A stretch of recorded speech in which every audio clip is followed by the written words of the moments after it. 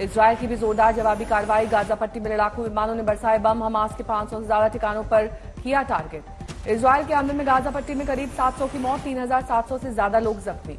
Gaza पट्टी में Israel के हमले में हमास के कई कमांड सेंटर तबाह। इस्लामिक जिहाद कमांड सेंटर भी उड़ाया गया। इजरायली प्रधानमंत्री नेतन्याहू की चेतावनी, अगले कुछ दिन में ऐसा करेंगे कि उसकी गूंज पीढ़ियों तक सुनाई देगी। नेतन्याहू बोले, युद्ध के खत्म होते होते दुश्मन जान जाएंगे कि उन्होंने इजरायल पर हमला करके बहुत बड़ी गलती की है। गाजा में इजरायली हवाई हमलों के बीच फिलिस्तीनी शरणार्थी शिविर पर हमला, कई वाहन और सड़कें क्षतिग्रस्त। फिलिस्तीन के बाद लेबनान भी हमले में कूदा, इजरायल की जवाबी कार्रवाई तेज। दिल्ली में इजरायल दूतावास और इजरायल से जुड़े तमाम अहम जगहों पर सुरक्षा कड़ी की गई। खुफिया जानकारी के बाद अलर्ट पर है पुलिस। एएमयू में फिलिस्तीन के समर्थन में नारेबाजी पर बड़ी मुश्किल। 4 नामजद समेत कई अज्ञात छात्रों के खिलाफ पुलिस ने दर्ज किया मामला। पीजीआई चंडीगढ़ में नेहरू बिल्डिंग में लगी आग, दमकल की कई गाड़ियों ने पाया काबू। अस्पताल की पहली मंजिल पर लगी आग, बड़े पैमाने पर मेडिकल इक्विपमेंट तबाह, समय रहते सभी मरीजों को दूसरी जगह किया गया शिफ्ट। तमिलनाडु के अरियालूर में पटाखा फैक्ट्री में धमाका, 9 लोगों की मौत। दूर तक सुनाई दी ब्लास्ट की आवाज, कई घंटे तक बेकाबू रहे हालात। मुख्यमंत्री स्टालिन ने मृतकों के परिजनों के लिए 3-3 लाख के मुआवजे का ऐलान किया। जम्मू कश्मीर के नौगांव में 3 इमारतों में भीषण हादसा, जबरदस्त आग। हादसे की वजह अब तक साफ नहीं। नोएडा की एक सोसाइटी में लिफ्ट में आधे घंटे तक फंसी रही बुजुर्ग महिला, उनकी बहू और बच्ची, बिल्डर पर गंभीर आरोप। बुलंदशहर में दिन दहाड़े बैंक में लूटपाट, 3 बदमाशों ने वारदात को दिया अंजाम, हुए फरार। लखीमपुर खीरी में 10 साल की बच्ची की लाश मिली, फोड़ी हुई थी दोनों आंखें। परिजनों का पुलिस पर लापरवाही बरतने का आरोप। मिर्जापुर में बीजेपी विधायक ने दारोगा को लगाई फटकार, कार्यक्रम में देर से पहुंचने से नाराज थे। सुकमा में विधानसभा चुनाव से पहले नक्सली साजिश का पर्दाफाश, 8 किलो आईडी बरामद किया गया, सुरक्षा बलों ने किया नष्ट। कांगड़ा में महिला की मौत के बाद बवाल, नाराज लोगों ने सड़क पर लगाया जाम, आरोपी पति और देवर गिरफ्तार। हिंगोली में एमएनएस कार्यकर्ताओं का टोल नाके पर प्रदर्शन, टोल नाका मुफ्त कराने की मांग, कई प्रदर्शनकारी हिरासत में। नैनीताल में अवैध मदरसे पर प्रशासन का एक्शन, जांच के दौरान लापरवाही का खुलासा, पुलिस ने किया सील। कानपुर में एक सिपाही पर लगा महिला से शादी के नाम पर शोषण का आरोप, पुलिस ने शुरू की जांच।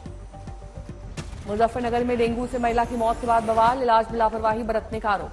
भोजपुरी एक्ट्रेस आकांक्षा दुबे की संदिग्ध मौत मामले में हाईकोर्ट ने सीबीआई यूपी सरकार से मांगा जवाब, 5 हफ्ते के बाद होगी सुनवाई। प्रयागराज में अतीक अहमद के दोनों बेटे को बाल सुधार गृह से रिहा किया गया, अपनी बुआ की कस्टडी में रहेंगे। गढ़वा में बड़े पैमाने पर जिला अतिक्रमण अभियान, जेसीबी की मदद से हुई कार्रवाई। कांग्रेस शासित राज्यों में होगी जातिगत जनगणना, सीडब्ल्यूसी बैठक के बाद राहुल गांधी का ऐलान। इंडिया गठबंधन की पार्टियों में जाति जनगणना को लेकर बोले राहुल गांधी, ज्यादातर पार्टियों में सहमति, कुछ हो सकती है दिक्कत, लेकिन हम फासीवादी पार्टी हैं।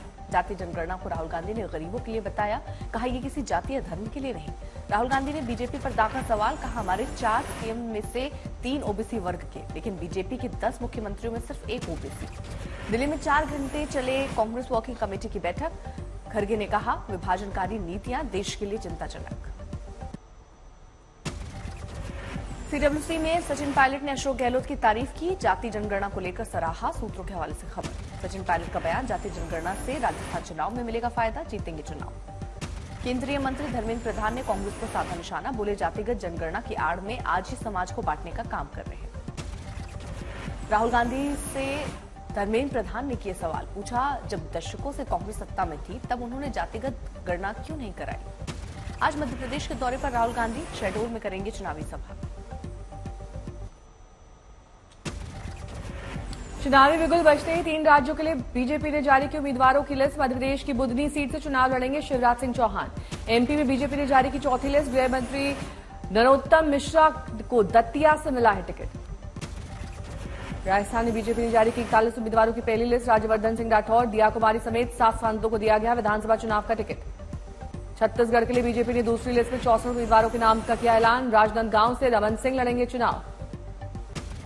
छत्तीसगढ़ में बीजेपी ने 3 सांसदों को दिया टिकट, सांसद और केंद्रीय राज्य मंत्री रेणुका सिंह को भरतपुर सोनहत से मैदान में उतारा गया।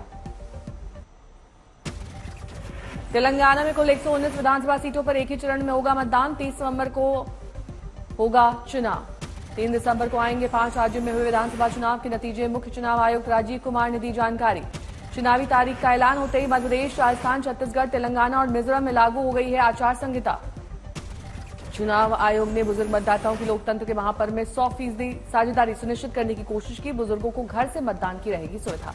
चुनाव आयोग का प्रावधान 31 अक्टूबर तक सभी पार्टियों को देनी होगी अपने चंदे की जानकारी। बीजेपी अध्यक्ष जेपी नड्डा चुनाव की तारीखों के ऐलान से उत्साहित, किया दावा सभी 5 राज्यों में बीजेपी बहुमत से बनाएगी सरकार। चुनाव की तारीखें घोषित होने पर कांग्रेस अध्यक्ष खड़गे ने एक ट्वीट किया, लिखा, ये बीजेपी की विदाई का उद्घोष। केंद्रीय मंत्री ज्योतिरादित्य सिंधिया ने भी किया दावा, मध्य प्रदेश में बहुमत से सरकार बनाएगी बीजेपी। छत्तीसगढ़ के सीएम भूपेश बघेल को अपने कामकाज पर भरोसा, कहा फिर हाथ का साथ देगी जनता। पटना में कांग्रेस नेता डॉक्टर अखिलेश सिंह ने चुनाव को लेकर किया बड़ा दावा, कहा 5 राज्यों के चुनाव की घोषणा हो गई है, 5 राज्यों में कांग्रेस की होगी सरकार। बांदा में 2 तांत्रिकों ने एक महिला को ठगी का बनाया शिकार, गहनों को लेकर फरार। ग्वालियर के बनेहरी गांव में सरपंच विक्रम रावत की गोली मारकर हत्या, आपसी विवाद में वारदात को दिया अंजाम।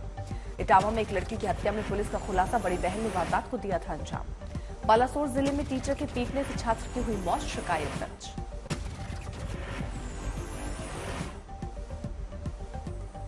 महाराष्ट्र सरकार ने शाहरुख खान की सुरक्षा बढ़ाई, शाहरुख खान ने की थी लाइव थ्रेट कॉल की शिकायत। शाहरुख को मिली Y+ सिक्योरिटी। मुंबई पुलिस ने 6 कमांडोज 24 घंटे साथ रहेंगे। 25 करोड़ में शूट होगा सिंघम 3 का क्लाइमैक्स। अजय, अक्षय और रणवीर को ज्वाइन कर सकते हैं टाइगर और अर्जुन। भारत में जल्द आने वाला है पहला survival thriller web show. Netflix ने एक और वेब सीरीज काला पानी का किया ऐलान। शेरनी बन दहाड़ने को तैयार सुष्मिता सेन, आर्या 3 के धमाकेदार टीजर के साथ सामने I release date.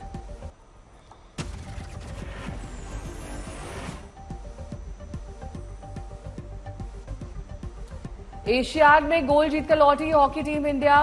Delhi airport पर खिलाड़ियों का जबरदस्त स्वागत। खिलाड़ियों के स्वागत में झूमे, जमकर हुई आतिशबाजी। एशियन गेम्स के खिलाड़ियों से शाम 4:30 बजे मेजर ध्यानचंद स्टेडियम में मिलेंगे पीएम। 28 गोल्ड समेत 107 मेडल जीतकर खिलाड़ियों ने बनाया है रिकॉर्ड। वर्ल्ड कप में भारत का दूसरा मुकाबला कल। दिल्ली पहुंचे सभी खिलाड़ी, जोरदार प्रैक्टिस हुई। अफगानिस्तान के खिलाफ नहीं खेलेंगे शुभमन गिल। बीसीसीआई ने बताया टीम के साथ दिल्ली ट्रैवल नहीं करेंगे, चेन्नई में रिकवरी करेंगे।